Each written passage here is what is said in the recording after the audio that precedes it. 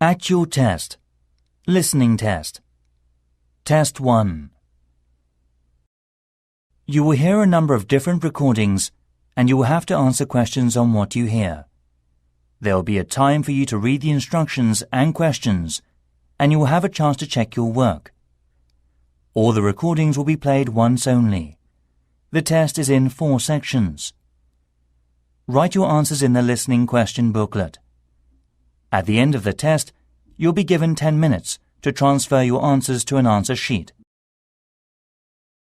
Now turn to Section 1. Section 1. You'll hear a telephone conversation between a travel agent and customer. First, you have some time to look at questions 1 to 6.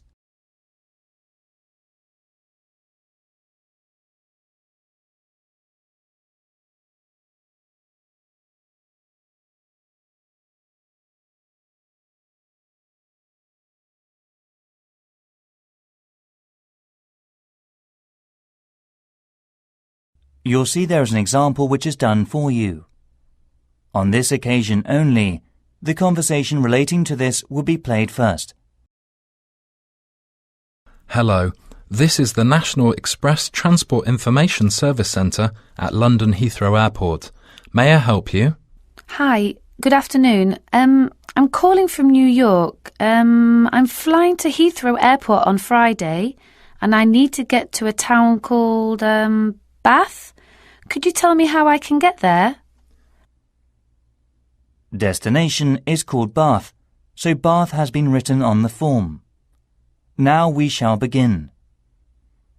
You should answer the questions as you listen, because you will not hear the recording a second time. Listen carefully and answer the questions 1 to 6. Hello, this is the National Express Transport Information Service Centre at London Heathrow Airport. May I help you? Hi, good afternoon. I'm calling from New York. I'm flying to Heathrow Airport on Friday and I need to get to a town called Bath. Could you tell me how I can get there? Bath, right? Let me see. I think that's about 115 miles west of here. So it'll take about 1.5 hours by train. Wow, it's quite a long way, isn't it? Yes, I'm afraid so. Right. Well, I don't really want to take a coach, I suppose. Can you give me some more information about the discount ticket prices that are available at the moment? OK, how about an express coach shuttle service to Bath? It's faster than an ordinary coach and the ticket price is not that expensive. Can you tell me how much that would cost? Certainly. Let's see, it would be £30 one way or £40.50 in return. Great, that's not too bad. It goes directly from the airport here to Bath and it's pretty fast. But you have to bear in mind that there is only 3 departures a day, such as 9 a.m, 2 p.m. and 6 p.m, so it depends what time the flight arrives. Oh, I see. We'll get there at 12:30 p.m. That's not too bad. The second bus leaves at 2 p.m, so you would have quite a wait. I'm just wondering, is there any minicab service there? I mean a door-to-door service, because I will bring a lot of packages. OK, I'll just contact the London cab office for you now. Do you know how much it will be? Just a moment, let me check. It's £85 for single fee normally. So that's about twice the price of the express coach shuttle services. Oh, that doesn't sound too bad. I will go for that then. Where will you stay there? Hotel or B&B? I'll be at Victoria Smith Hotel. Is it possible to make a reservation for that now? Sure. Before you hear the rest of the conversation, you have some time to look at the questions 7 to 10.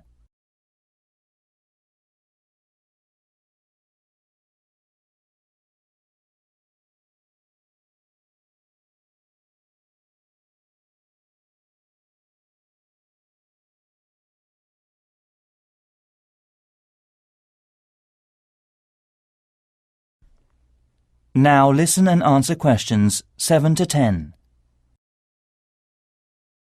Right.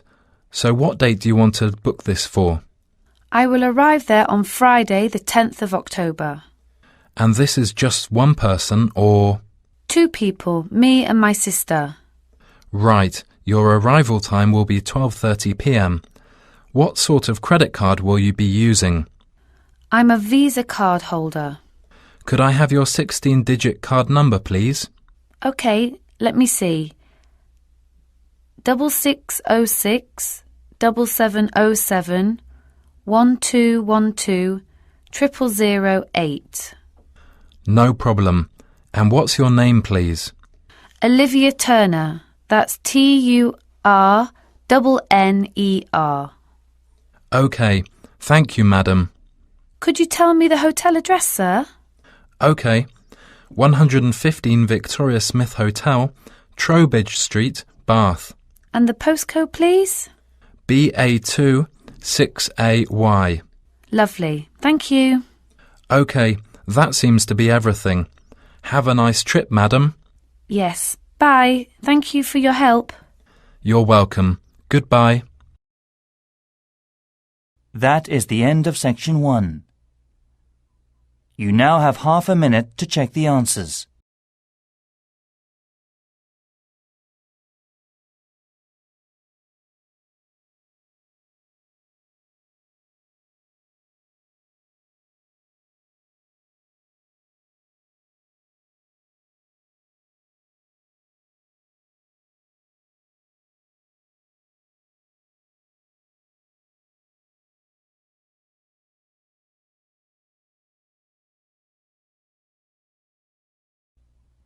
Now turn to Section 2.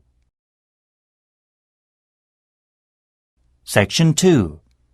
You'll hear a tourism program, Mountain Cycling Viking, celebrating an anniversary of the company. First, you have some time to look at questions 11 to 16.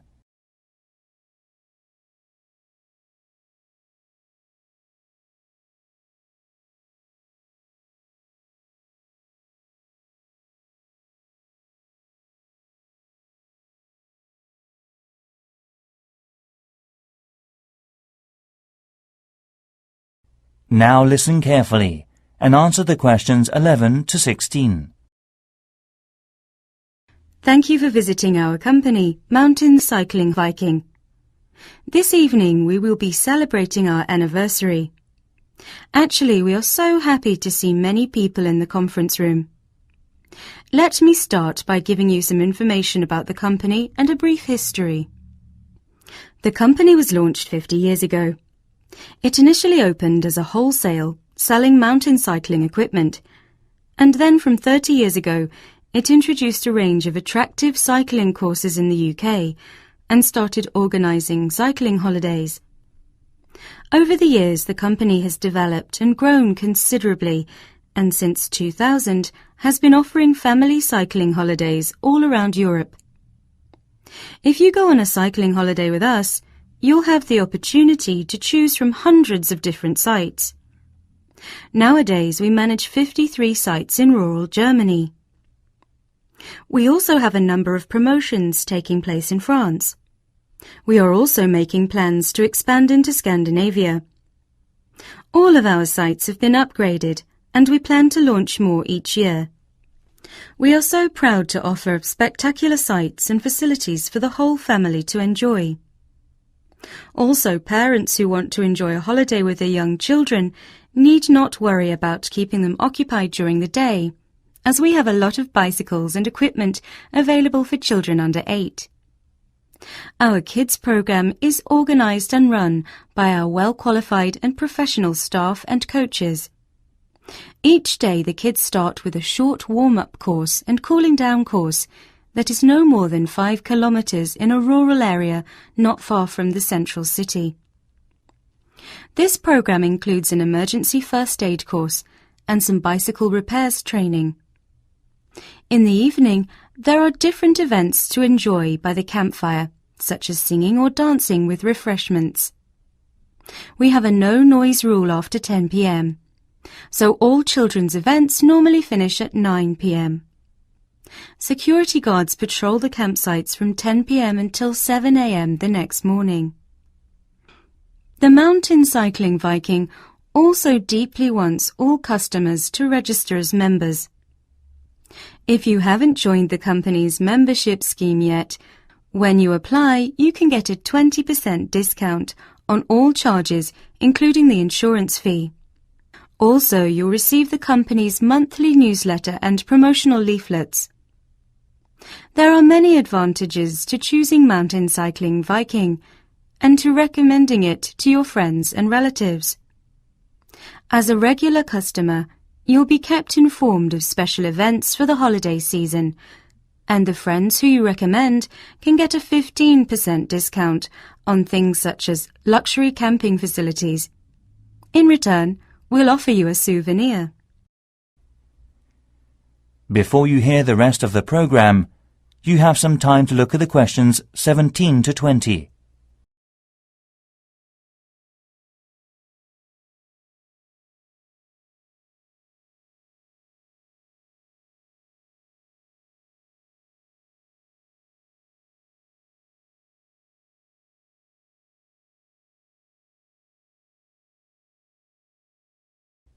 Now listen and answer questions 17 to 20. When it comes to our bicycles and camping facilities, we only offer things of the highest quality. We really do think of everything, from portable gas canisters and cooking utensils to tents and sleeping bags. If a member of your family doesn't want to cook in the cooking car, you are able to use a barbecue if you ask for it in advance. Also, we will offer a special cool box to keep food and drinks chilled. All of our sites are equipped with excellent washing facilities and places you can leave your children and pets. All sites have a cafeteria and shop in the central area of the campsites. Furthermore, we have a small hospital staffed by 2 doctors and 3 nurses who are very kind and caring. During the holiday, your guide will take anyone who is interested on a bushwalk through the mountain or teach an aerobics class free of charge. And now, allow me to introduce our president, Mr. David Gear. That is the end of section 2. You now have half a minute to check the answers.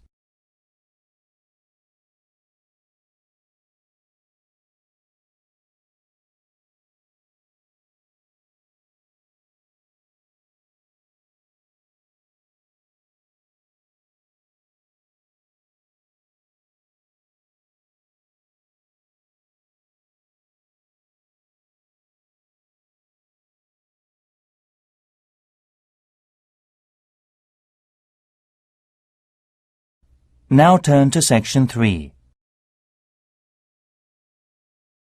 Section 3. You'll hear a conversation between students Robert and Monica, and a tutor about personal marketing. First, you have some time to look at questions 21 to 23.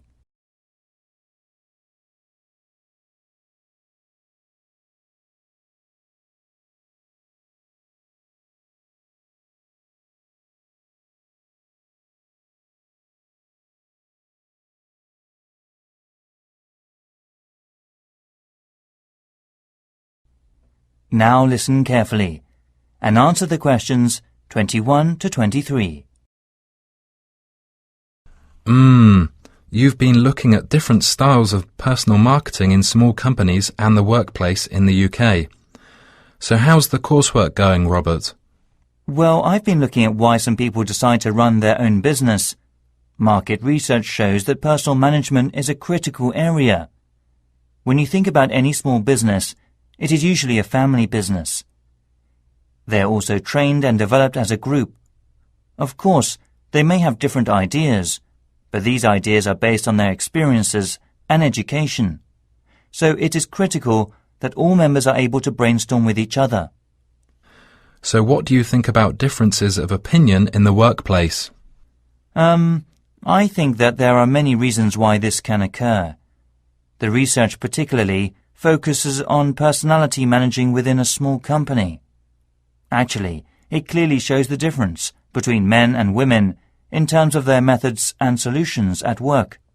Right, so, did you research the effects of family members working together within a small company? Of course I did.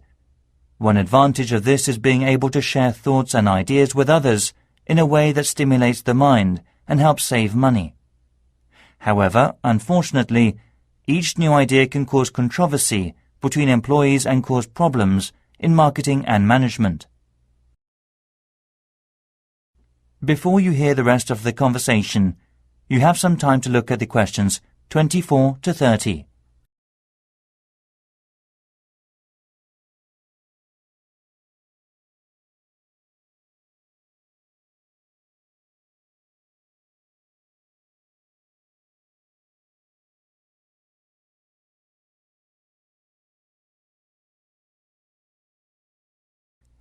Now listen and answer questions 24 to 30. I agree, Robert. Now 2 more things we need to talk about are personal talent and managing it effectively. So, Monica, did you have a perception of different talents among employees? And how do you think it is efficient for employers to work? In my case, teamwork is emphasised in the workplace, so the personal skills of employees can often be overlooked. The thing that employers should be targeting is an acceptance of other views and filter responsibility appropriately. That's right, Monica. However, unfortunately, many top managers think it is too difficult to make a unit when all employees' ideas are put together. I see. That should be the case, but I think one of the hardest tasks for employers is considering the wants and needs of each employee, such as finding ways of cooperating, compromising, and sometimes persuading the employees when they don't accept the target. So it requires creative and broad thinking with other people. So what kind of people do you think are best for these companies? Well, the best solution starts from when the companies are looking for new staff. Of course, the responsibility of the human resource department should be to choose the best staff. Also, they have to learn and research personal management and psychological tests with confirmation of qualifications. It's so essential for them. So, how about if the best team members are overestimated? No, they're not overestimated. You just need to learn steadily if you're working in an organisation. Right, so, how should managers cope with this situation? It's a carrot and stick. If all employees are following the rules and policies of the company, a manager may give them an incentive in order to save time and costs.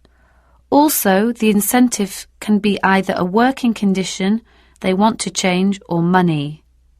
Great. It's your turn, Robert.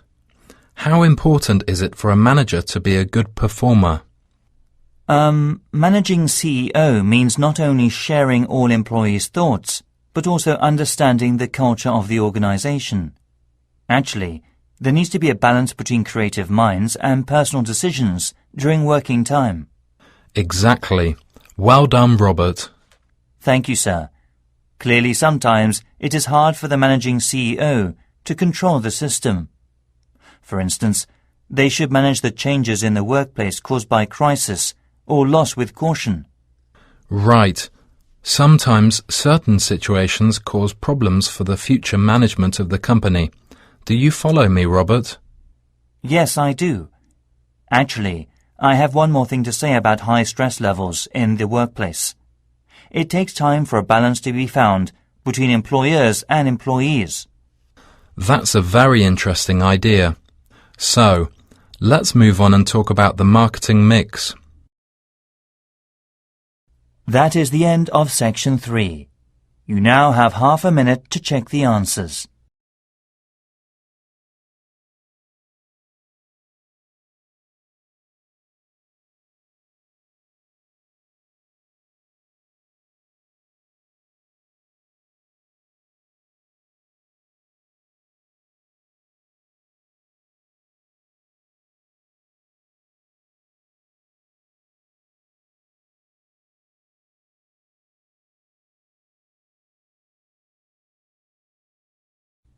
Now turn to Section 4. Section 4.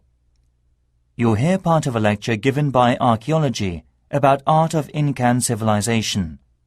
First, you have some time to look at questions 31 to 40.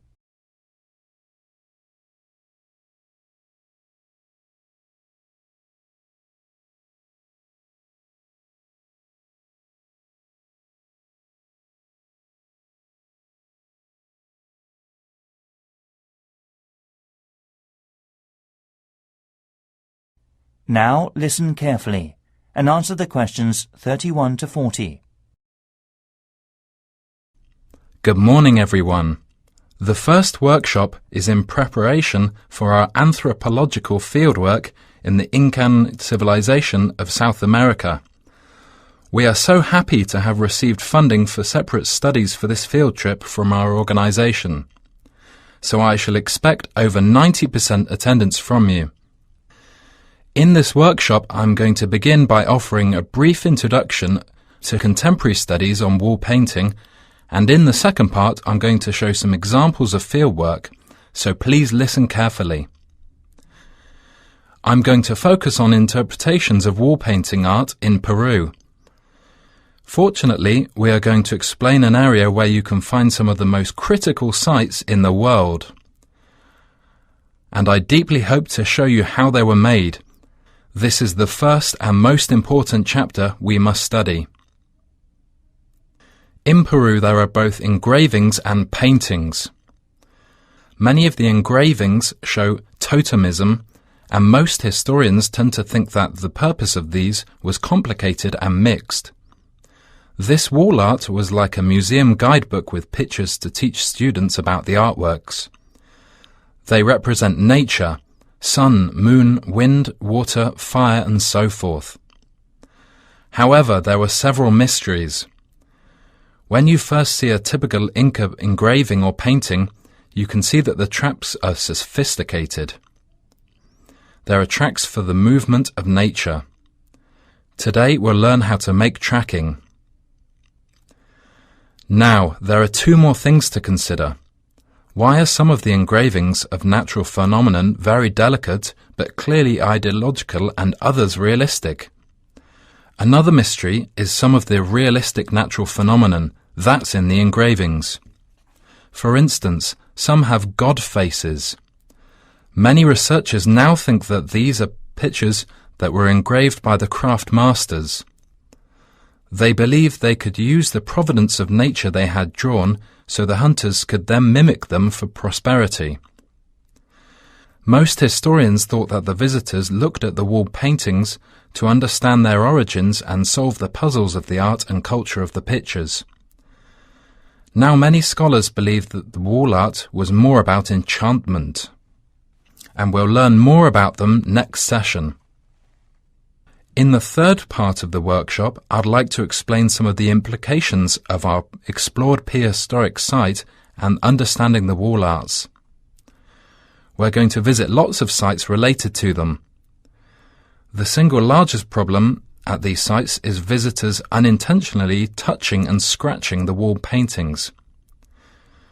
Whenever you go over to a site in Inca, you'll learn and conserve many things made from the Incas because they are of good value to prehistoric research. Through the field trip, these visitors are able to get an educational experience. And there are some essential rules to show you. There are traps that can happen suddenly and are very dangerous. Actually, they were a safeguard against enemies. So you should always follow the information board in the forest with a local tour guide. So, how are we going to feel the wall painting in our field trip? Don't forget, no touching, just leave it. The wall painting is fragile, and it is also a part of Peruvian heritage and a national treasure. This lesson is joining with a local community on the site. They run a special course and a trip around the historical site once a month. Obviously, scratching or touching on the wall paintings can destroy in a moment what has lasted for thousands of years of Incan civilization. Please try to be extra careful and look out for your mates. Look carefully everywhere. And lastly, please don't move any old materials to take a picture. Well, that's about all I want to say, but if you have any questions, please ask them now. Right. Do you have any questions so far? That is the end of section 4. You now have half a minute to check the answers.